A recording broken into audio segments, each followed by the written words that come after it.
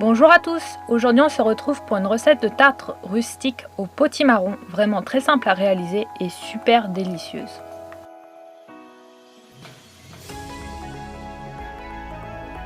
Pour cette recette vous aurez besoin d'une pâte feuilletée, mais vous pouvez aussi prendre une pâte brisée car il n'y a pas d'importance sur la pâte que vous prenez, 500 g de potimarron, une bûche de chèvre, un mélange de graines de tournesol, courges et pignons de pain.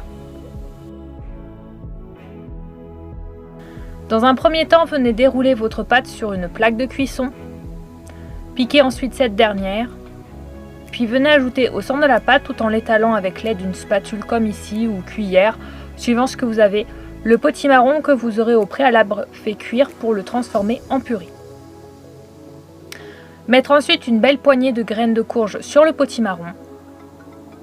Découpez ensuite des tranches de chèvre que vous viendrez placer sur le potimarron. Personnellement, la bûche de chèvre a fait 2 fois puisque je n'en ai coupé que la moitié en fait, tout simplement. Et l'autre moitié, je l'ai gardée pour une autre recette. Repliez ensuite les bords de la pâte sur la purée de potimarron, graines de courge et chèvre. Et c'est facultatif, mais vous pouvez mettre un petit peu de miel sur le dessus, qui donnera un goût sucré salé. Si vous n'aimez pas le sucré salé, je vous recommande pas, mais si vous aimez bien, vous pouvez, et vous verrez, ça donnera un goût assez spécial à cette tarte, tarte rustique au potimarron. Enfournez ensuite votre préparation pour une durée de 20 minutes dans un four préalablement préchauffé à une température de 200 degrés Celsius.